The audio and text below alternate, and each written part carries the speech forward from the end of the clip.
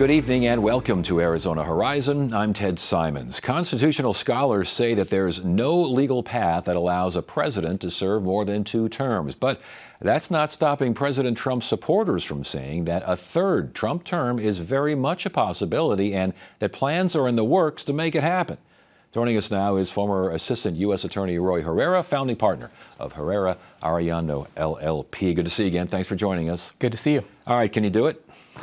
Well, I think the short answer to that is no. At least that would be the position that legal scholars would take. And that has to do with the language of the 22nd Amendment of the U.S. Constitution, which was designed to prohibit anyone from serving more than 2 terms as president. And I think the language of the 22nd Amendment is really important because what the language says is that no person shall be elected to the office of the president more than twice. Now, I'll get back to sort of the meaning of that language, but it's also, I think, important to think about why we have a 22nd Amendment and when it was ratified in 1951.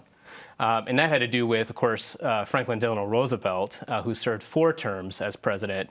After he died, there was a movement towards, banning that practice and limiting presidents to only serve 2 terms. And that's why we have the 22nd Amendment. Yeah, it's interesting, though, as the idea of you could serve, or people would say, yeah, he only served 1 term, then there was something in between. He can run again. How does that all work out?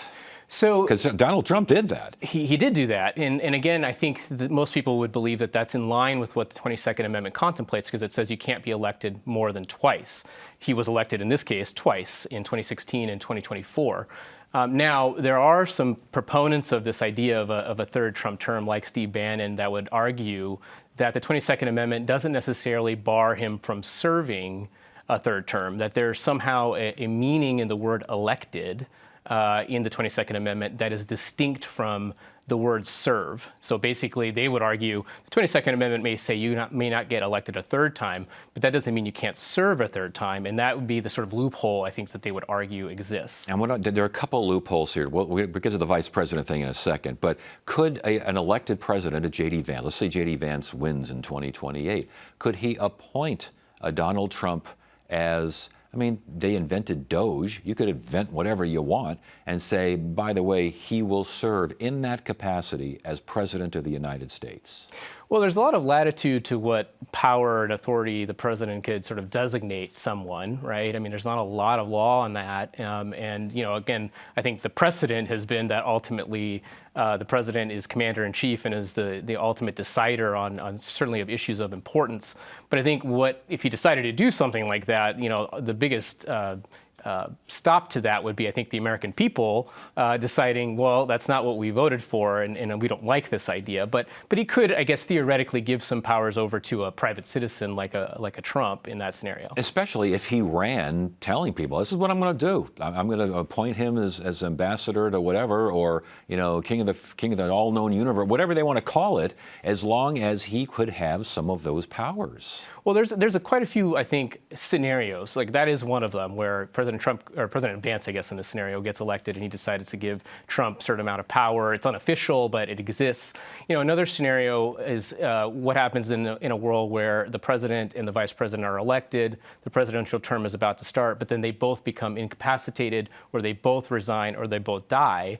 Now, there's a process under the 20th Amendment of the U.S. Constitution that says that Congress decides in that scenario what the succession plan is. Currently, that plan is for the House Speaker to become the president, but they could change that theoretically. They could change the law if they wanted to do something else. Could they have someone who doesn't serve in Congress? They could, and that actually leads to a different scenario, which is a scenario of what if we have an electoral college tie, which we've sometimes talked about in terms of the election, because then in that scenario, that goes to the House of Representatives, and they decide who the president would be, which could, again, theoretically be a private citizen.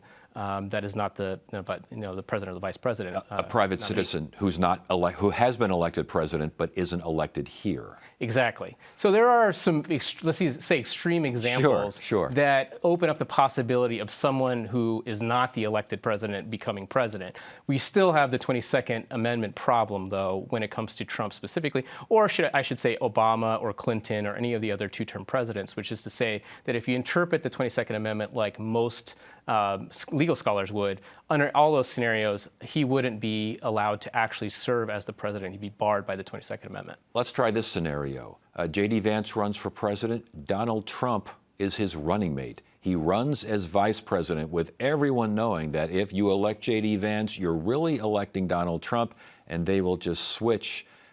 Switch offices. Vance can probably still be called President Vance, but Trump takes over the West Wing. So that seems to be the scenario that some of these folks like the Steve Bannons are really focused on, is this idea that, a President Vance gets elected and then he resigns, and then Vice President Trump becomes the president again. Okay. Now, I think still we have the 22nd Amendment problem, because I think most legal scholars would say that there is no distinction. When the drafters of the 22nd Amendment put that together, they did not see a distinction between elect and serve, that the whole point of the 22nd Amendment is to prevent anyone who has already served 2 terms from serving anything more than that. And that if you allowed something like this vice president ascending to the presidency loophole, that really defeats the whole purpose of the 22nd Amendment and why it was enacted after FDR. There's also some thought that all this talk, this conversation, the hinting, the suggesting, keeping it in the news to a certain level is a way to loosen up the Supreme Court so that in time, this doesn't come as a shock to the Supreme Court, it comes as something they might want to or have to consider.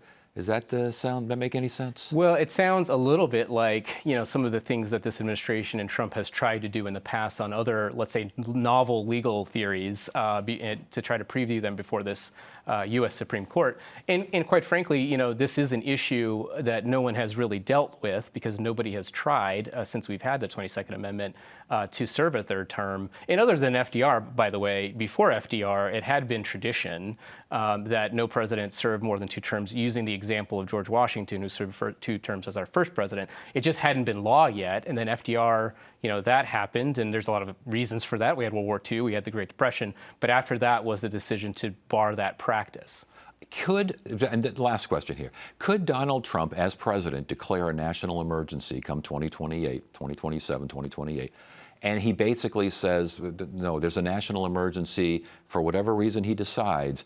Elections, especially for president and for commander-in-chief, these are called off, suspended for now. Could he do that? Could he stay in office? No, there is no process legally for that to occur, for him to essentially set aside the outcome of an election and decide to remain as president. There are these extreme examples when you have, the nominee or the president-elect, let's say, become incapacitated, resign, things like that. There's a scenario, like I said, with an electoral college tie. But the law provides for pathways on how to deal with that scenario. There is no situation where he could just simply declare a national emergency and say, hey, I'm going to stay on as a result of this national emergency as the third term president. Put on your political hat here for just real quickly for the last question. Is this a way just to make him so he doesn't look like a lame duck? I think that's a lot of it here. Certainly after we get through next midterm election, every president in the second 2 years, particularly ones that can't run for re-election like he can't, become a lame duck. And so this could be a method of him trying to sort of hold on to that power. It also, I think, just thinking about, to the best that I can understand President Trump's psyche, this is about, I think, at the end of the day, self-aggrandizement and this idea that, only he can serve in the way that he does as president, and therefore the country, sort of needs him to continue. That's what I think is happening here politically. But legally speaking, there are all kinds of roadblocks here, and ultimately, I don't think it'd be successful. Roy Herrera, Herrera Arellano, LLP, always a pleasure. Good conversation. Thanks. Thank you very much.